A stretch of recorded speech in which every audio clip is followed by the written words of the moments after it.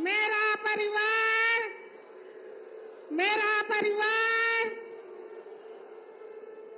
मोदी मोदी, मोदी मोदी, मोदी मोदी,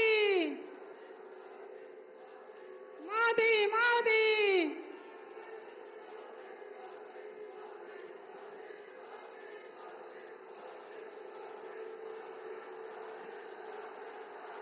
मोदी मोदी, मोदी मोदी।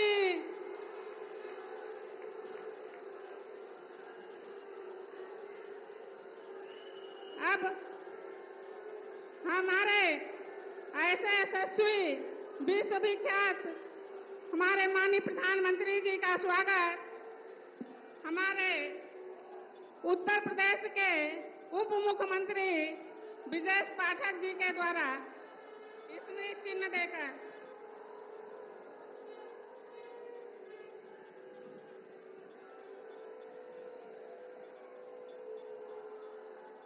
अब हमारे भदोही के जिला अध्यक्ष दीपक मिश्रा जी द्वारा अंगवस्त्र देकर माननीय प्रधानमंत्री जी का स्वागत और अभिनंदन करें। अब हमारे लोकसभा प्रत्याशी डॉक्टर विनोद बिंद जी द्वारा अंगवस्त्र द्वारा माननीय प्रधानमंत्री जी का स्वागत और अभिनंदन।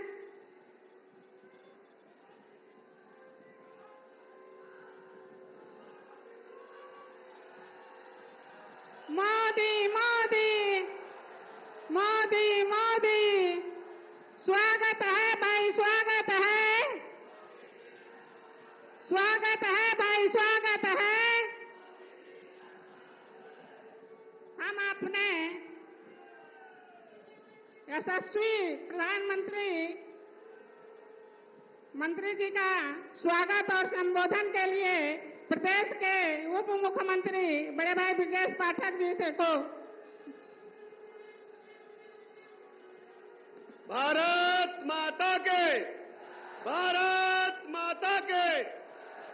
भदोही लोकसभा क्षेत्र के चुनाव में आयोजित इस जनसभा में हम सबके बीच में उपस्थित हैं दुनिया के सर्वाधिक लोकप्रिय नेता, भारत के यशस्वी प्रधानमंत्री आदरणीय नरेंद्र मोदी जी। मैं आप सबकी तरफ से भदोही लोकसभा क्षेत्र के एक एक नागरिक की तरफ से हृदय से स्वागत करता हूं, अभिनंदन करता हूं और बहुत बहुत आभार प्रकट करता हूं। हम सब जानते हैं आदरणीय प्रधानमंत्री नरेंद्र मोदी जी ने भारत की साख को, भारत माता के झंडे को दुनिया के आसमान में लहराने का काम किया है। आज भारत जो बोलता है वो दुनिया सुनती है और इसके साथ ही साथ देश के गरीबों की आवाज बनकर के माननीय प्रधानमंत्री जी ने देश के एक एक नागरिक को अभिभावक की तरह उनके हर समय सुख दुख में उपस्थित रह करके गरीब कल्याण योजनाओं के माध्यम से उनके जीवन स्तर को ऊपर उठाने में कामयाबी हासिल की है। ऐसे अवसर पर मैं आदरणीय प्रधानमंत्री नरेंद्र मोदी जी का हृदय से पुनः स्वागत करता हूं, अभिनंदन करता हूं और बहुत बहुत आभार प्रकट करता हूं। मैं आप और माननीय प्रधानमंत्री जी के बीच में बहुत अधिक समय न लेते हुए सीधे सीधे माननीय प्रधानमंत्री नरेंद्र मोदी जी का आह्वान करता हूं कि हम सबका मार्गदर्शन देने की कृपा करें। भारत माता के, भारत माता के।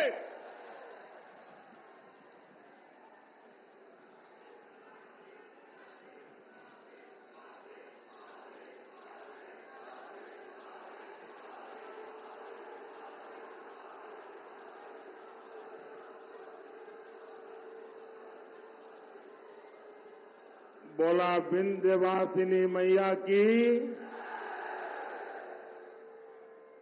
हर हर महादेव।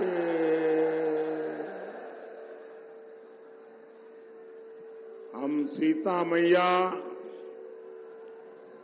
बाबा हरिहरनाथ और सेमराज नाथ के चरण में प्रणाम करत है।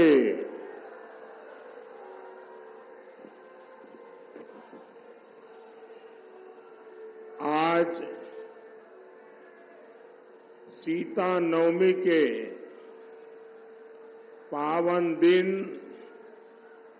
मुझे मां सीता की तीर्थ भूमि पर आने का सौभाग्य मिला है। मैं सीता मैया, बाबा हरिहरनाथ और सेमराज नाथ के चरणों में श्रद्धापूर्वक प्रणाम करता हूं। साथियों, मैं काशी वाला हूं।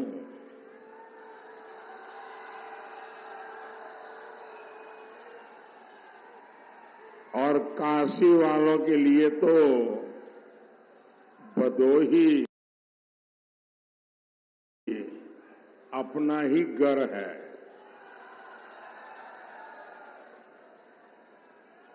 मुझे पक्का विश्वास है कि अगर मैं आपसे कुछ भी न मांगू तो भी आप वोट देकर के भारी बहुमत के साथ यहां से कमल दिल्ली भेजने वाले हैं। लेकिन मैं आज आपके पास आया हूं आपके आशीर्वाद मांगने के लिए।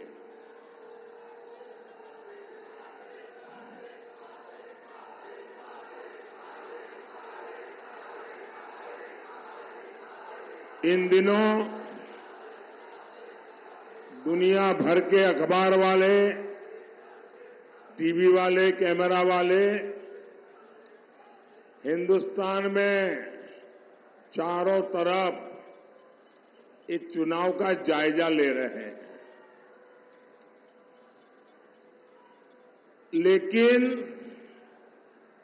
वो हैरान हो जाते हैं कि इतनी गर्मी और लोकतंत्र के प्रति इतना अद्भुत प्यार उनके दिमाग में ही नहीं बैठता है। गर्मी के मौसम में आपका ये उत्साह बता रहा है। फिर एक बार, फिर एक बार, फिर एक बार। साथियों, भदोही के चुनाव की चर्चा आज पूरे प्रदेश में हो रही है। लोग पूछ रहे हैं भदोही में ये टीएमसी कहां से आ गई।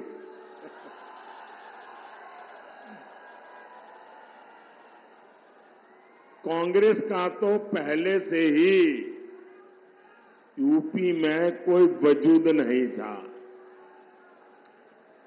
सपा भी मान चुकी है कि इस चुनाव में उसके लिए कुछ भी बचा नहीं है।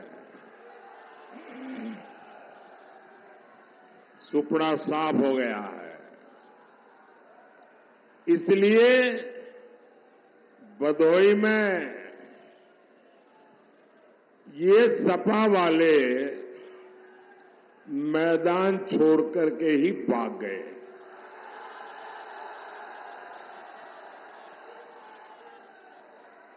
साथियों, भदोही में सपा कांग्रेस के लिए जमानत बचाना भी मुश्किल हो गया।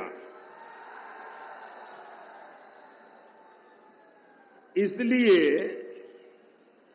ये भदोही में सियासी प्रयोग कर रहे हैं।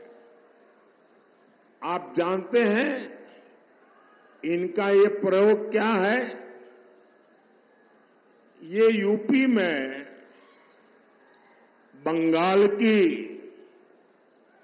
टीएमसी राजनीति का ट्रायल करना चाहते हैं। आप जानते हैं टीएमसी बंगाल में कैसी राजनीति करती है?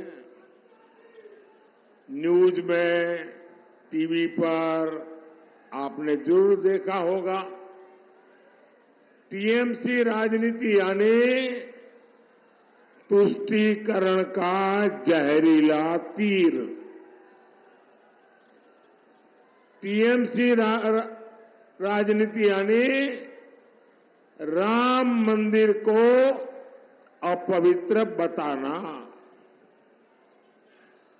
टीएमसी राजनीति यानी राम नवमी मनाने पर प्रतिबंध लगाना। टीएमसी राजनीति यानी बांग्लादेशी घुसपैठियों को संरक्षण देना। टीएमसी राजनीति यानी राजनीति की मुख्य धारा वोट जिहाद के अलावा कुछ नहीं। टीएमसी राजनीति यानी हिंदुओं की हत्या, दलितों, आदिवासियों का उत्पीड़न। टीएमसी राजनीति यानी महिलाओं पर अत्याचार। मनीष शुक्ला जैसे कितने बीजेपी नेताओं की वहां हत्या हो गई और वहां टीएमसी के विधायक, आपको पता है क्या क्या बोलते हैं? टीएमसी के विधायक कहते हैं कि हिंदुओं को गंगा में डुबोकर मार देंगे। साथियों, समाजवादी पार्टी यूपी को इसी दिशा में लेकर जाना चाहती है। आप याद करिए, सपा सरकार में यूपी का क्या हाल था? आतंकियों को स्पेशल प्रोटोकॉल मिलता था। सपा सरकार आतंकी संगठन सिमी पर मेहरबान थी। इन्होंने सिमी के सरगना को जेल से छोड़ दिया था। बाद में यूपी में कई जगह बम धमाके हुए थे, लोगों की जान गई थी और ये बुआ बबुआ का गठबंधन, वो जो पहले बुआ थी ना, वो तो सपा वालों को पहचान गई बराबर। वो पहले वाली बुआ ने तो सपा वालों को छोड़ दिया। अब ये बंगाल से बुआ लाए और ये बुआ बउआ का खेल। और इसलिए आपको इनसे सैकड़ों मील दूर रहना ही अच्छा है। भाइयों बहनों, मैं आज बबुआ से, समाजवादी शाहजादे से एक सवाल करना चाहता हूं। बुआ तो आपकी इतनी करीबी है, बंगाल से यहां तक आपके पास आई है। कभी आपने आपकी नई बुआ को पूछा कि वो बंगाल में यूपी बिहार वालों को बाहरी क्यों कहती है? हमारा देश एक है, हम सभी भारतीय हैं, हम भारत माता की संतान हैं। फिर बंगाल में जाने वाले यूपी के लोगों को टीएमसी गाली क्यों देती है? जरा बबुआ अपनी बुआ को जरा पूछ तो लो। और गाली देने के बाद यहां यूपी में आकर यूपी से ही वोट भी मांगती है। यूपी के लोगों को टीएमसी सपा ने क्या समझ रखा है? साथियों, टीएमसी सपा का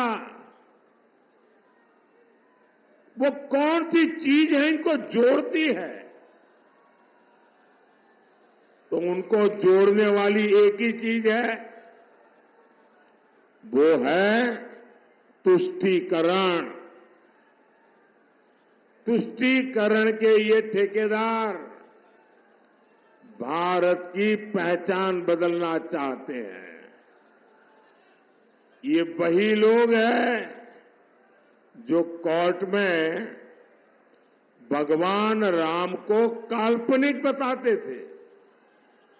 इनके समय में अयोध्या की सड़कों और घाटों की क्या दशा हुआ करती थी। बनारस में घाटों और गलियों की क्या दशा होती थी। मुझे बताइए, ये दुर्दशा देख करके आपको पीड़ा होती थी कि नहीं होती थी? जरा पूरी ताकत से बताइए, आपको पीड़ा होती थी कि नहीं होती थी? क्या सपा वाले, कांग्रेस वाले, टीएमसी वाले क्या कभी भी मंदिर बनने देते क्या? मंदिर बनने देते क्या? आज भव्य राम मंदिर हमारी आंखों के सामने है।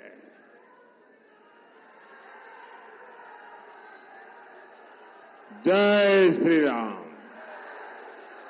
जय श्री राम। आपको अब रामलला जी टेंट से निकल करके भव्य मंदिर में गए, आपको गर्व होता है कि नहीं होता है? रामलला जब टेंट में थे, हम सबको पीड़ा होती थी कि नहीं होती थी? रामलला भव्य राम मंदिर में विराजित हो चुके हैं, लेकिन ये लोग अभी तक इसे स्वीकार नहीं कर पा रहे। सपा के नेता कह रहे हैं कि राम मंदिर बेकार है।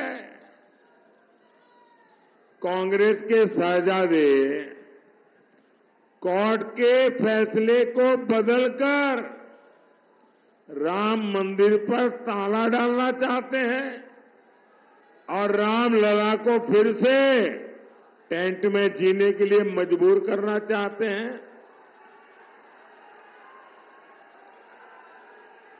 आप इनके ये मंसूबे कामयाब होने देंगे क्या? उन्हें जवाब मिलेगा कि नहीं मिलेगा? भाइयों बहनों, ये बीजेपी ही है जो अयोध्या में भव्य राम मंदिर का गर्व करती है। ये बीजेपी है जिसने बनारस में बाबा का धाम संवारा है, और ये बीजेपी ही है जो मां विंध्यवासिनी का धाम भी बनवा रही है। मां विंध्यवासिनी के आशीर्वाद से ये अभियान रुकने वाला नहीं है।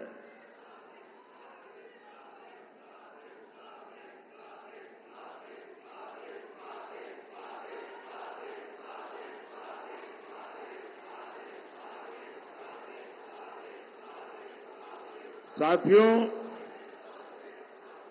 बीजेपी ने दिन रात मेहनत करके यूपी की छवि बदली है। आज यूपी की पहचान एक्सप्रेस वे से हो रही है। यूपी में 6 एक्सप्रेस वे हैं, 5 नए और एक्सप्रेस वे बन रहे हैं। यहां भदोही में ही आप देखिए, बनारस से हंडिया तक 6 लेन बन चुका है।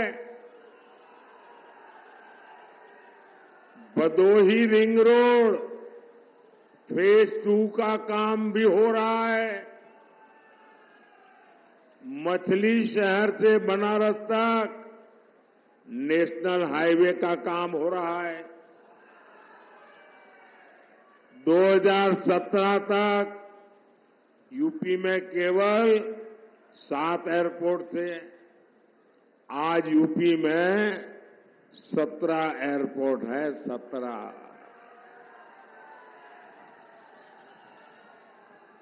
और 3 एयरपोर्ट और बन रहे हैं।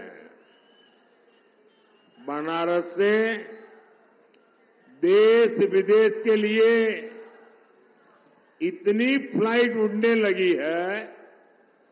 हमारे भदोही में रेलवे लाइंस भी अब डबल हो गई है। साथियों, भदोही हो और इस पूरे क्षेत्र ने पहली बार चारों तरफ विकास देखा है। विकास के इन कामों का फायदा यहां के किसानों को मिलेगा। इसका फायदा भदोही के कालीन उद्योग को मिलेगा। आपको पता होगा और गर्व भी होगा कि हमने जो नया संसद का भवन बनाया है ना, शानदार भवन बना है, वहां भी ये हमारे भदोही की कालीन लगी है।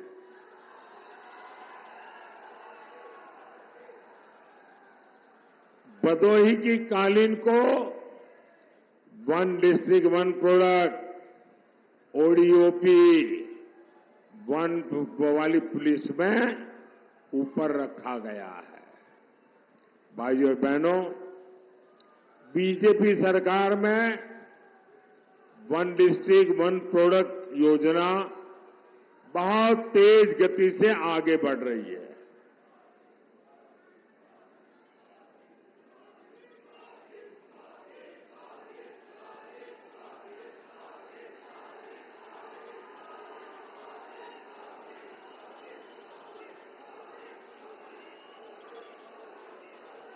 आपका उत्साह पूरा हो जाए उसके बाद मैं बोलूंगा।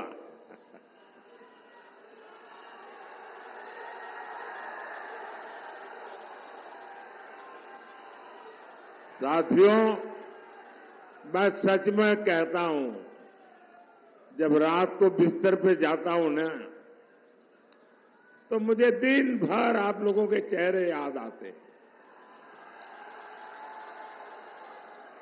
जो दिन भर मैंने देखा है, और रात में एक के बाद एक घटना मेरे सामने, और मैं देखता हूं कितना प्यार, कितने आशीर्वाद, अबाल वृद्ध सभी, बच्चे, बूढ़े, माताएं, बहनें, भाइयों बहनों, ये ईश्वर कृपा के बिना संभव नहीं है। इतना प्यार, इतने आशीर्वाद मां विंध्यवासिनी की कृपा के बिना कैसे हो सकता है भाइयों। तो भाइयों, मैं कह रहा था कि हम vocal for local, one district one product, उस पर जी जान से जुटे हैं। सपा सरकार में क्या था? सपा सरकार में वन डिस्ट्रिक्ट वन माफिया,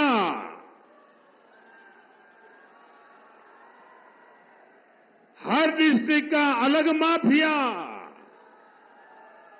हर डिस्ट्रिक्ट में अलग माफिया का साम्राज्य, हर जिले इन लोगों ने एक एक माफिया को ठेके पर देके रखा था। यहां व्यापारी सुरक्षित नहीं था, बहन बेटियां सुरक्षित नहीं थी, युवाओं का कोई भविष्य नहीं होता था। लेकिन जब से योगी जी आए हैं और ये सब उनके साथ ही सरकार में है, पूरा माहौल बदल गया है। अब जनता नहीं डरती, माफिया डरते हैं।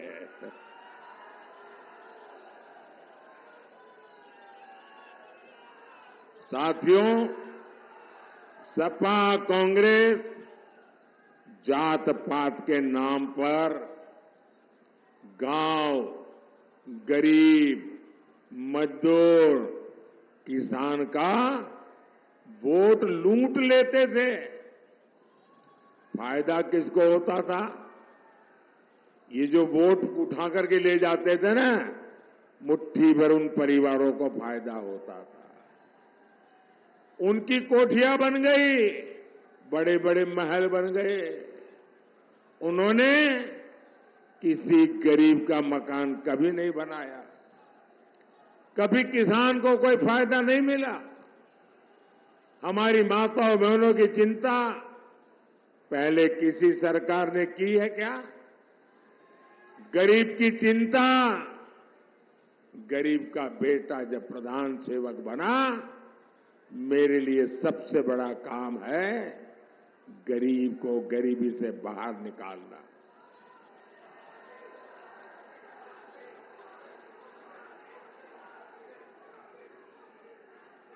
भाइयों बहनों, मैं मां विंध्यवासिनी के चरणों में खड़ा हूं और मां विंध्यवासिनी की भूमि है, पवित्र भूमि है। और उस पवित्र भूमि से कह रहा हूं, ये मोदी है जिसने अभी भी खुद का कोई घर नहीं बनाया है, खुद की रहने की अपनी कोई जगह नहीं है, चार दीवारें की भी मेरे नाम पे नहीं है, मेरे पास नहीं है। मैंने अपना घर तो नहीं बनाया, लेकिन गरीब मां का बेटा हूं ना, मैंने 4 करोड़ गरीब परिवारों के लिए घर बनाए।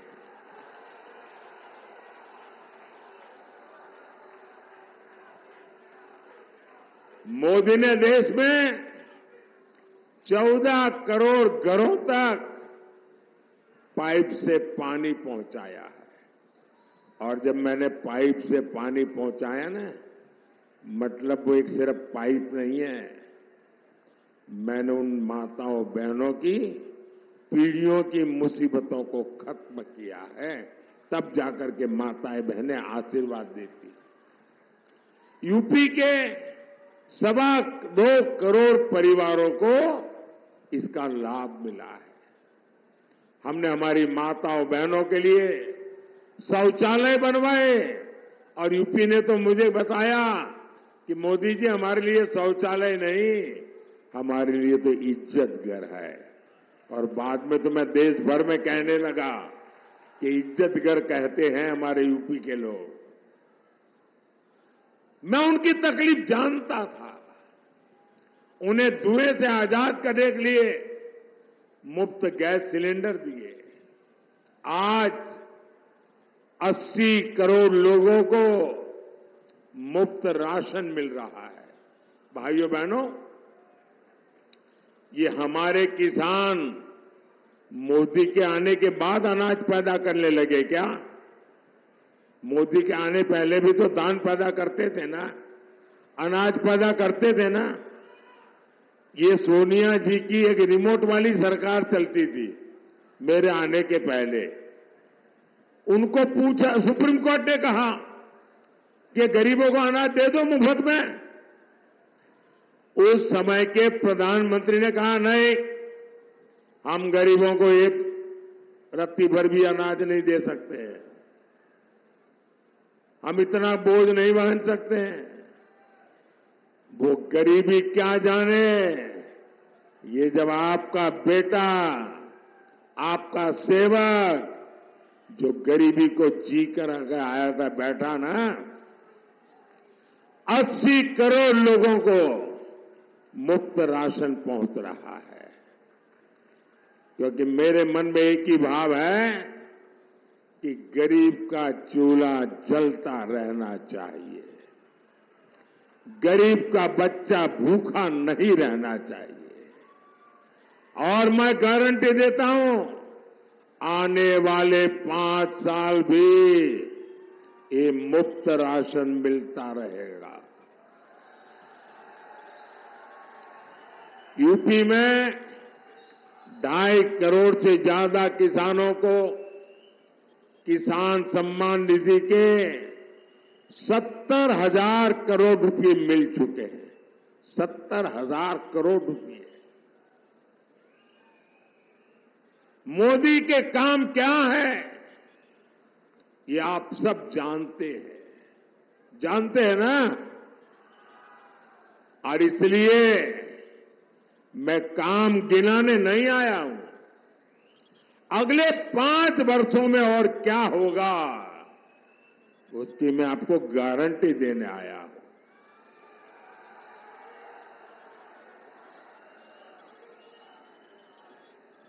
अगले 5 वर्षों में इन योजनाओं से एक भी गरीब छूटेगा नहीं। और आप मेरा एक काम करेंगे। क्यों चुप हो गए? अभी तो बहुत नारेबाजी कर रहे थे। मेरा एक काम करेंगे, जरा हाथ ऊपर करके बताइए, करेंगे? अभी आप गांव-गांव जाते होंगे, अलग अलग मोहल्ले में जाते होंगे, दूर दूर इलाकों में जाते होंगे, कहीं पर भी ऐसे परिवार आपकी नजर में आए जो अभी कच्चे घर में रहते हैं, झोपड़ी में रहते हैं, कोई परिवार ध्यान में आए जिसको नल से जल की योजना का लाभ नहीं मिला है, तो आप उनके नाम पते लिख करके मुझे भेज देना और उनको बता देना कि मोदी जी ने हमको भेजा है। जब 4 जून के बाद मोदी जी नई सरकार बनाएंगे, उसके बाद जो घर बनेंगे, आपका घर पक्का है उसमें बता देना। ये मोदी की गारंटी है, बता देना। और मेरे लिए तो आप सब मेरे मोदी हैं, आप ही मोदी हैं। साथियों, मैं जब आपको इतना तवज्जो दे रहा हूं तो इसके पीछे मैं अपनी ताकत लगा दूंगा। 3 करोड़ नए घर बनाऊंगा, 3 करोड़, कोई रह न जाए। भाइयों बहनों, मेरी एक और बड़ी इच्छा है और मैं इसके पीछे लग गया हूं। मेरी इच्छा है, जो सामान्य जीवन जीने वाली हमारी माताएं बहनें हैं, ऐसी 3 करोड़ बहनों को, 3 करोड़ बहनों को मैं लखपति दीदी बनाऊंगा। भाइयों बहनों, मैं आपकी भी एक चिंता कम करना चाहता हूं। बताऊं? आपकी एक चिंता कम करना चाहता हूं, बताऊं? आपकी इच्छा हो तो करूं, नहीं तो नहीं। बताऊं? देखिए, आजकल हर परिवार में बुजुर्ग माता पिता होते हैं, या दादा दादी होते हैं, या चाचा चाची होते हैं, या नाना नानी होते हैं।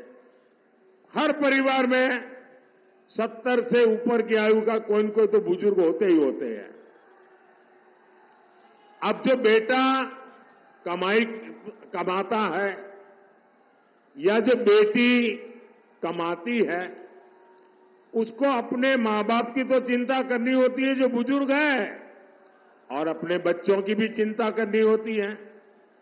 और उसमें भी बुजुर्ग को 70 साल के बाद छोटी मोटी बीमारी तो आ ही जाती है, लेकिन मानो कोई बड़ी बीमारी आ गई तो वो बेटे बेटी जो कितनी मेहनत करे, न बच्चे संभाल पाते हैं, न माता पिता की सेवा कर पाते हैं। तो मैंने एक काम तय किया है, आपका बोझ कम करना।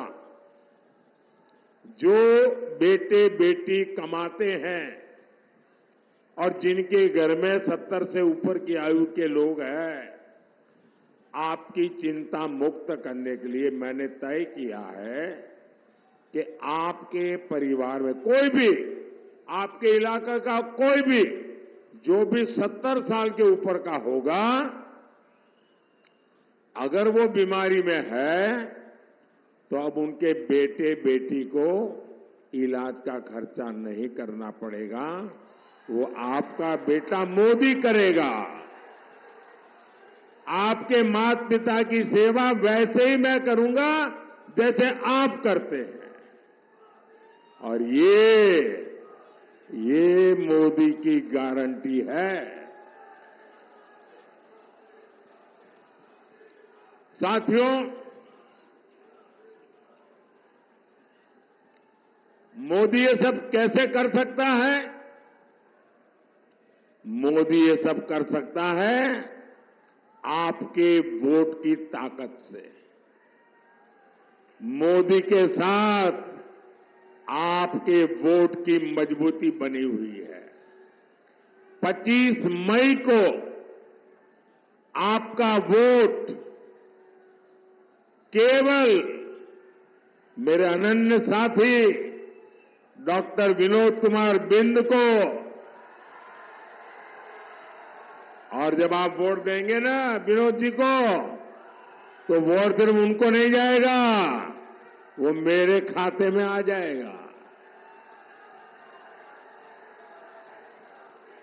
तो विनोद जी को भारी मतों से जिताएंगे, विजयी बनाएंगे, एक कमल दिल्ली से भेजेंगे।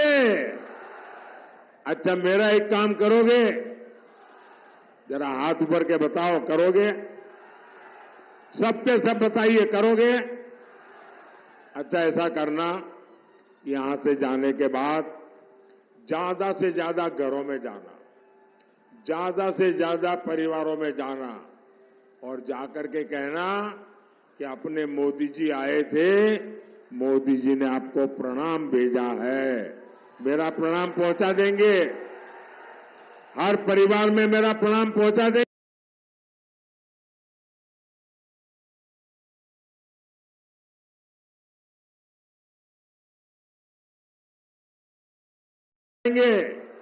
बोलिए भारत माता की, भारत माता की, भारत माता की। बहुत बहुत धन्यवाद।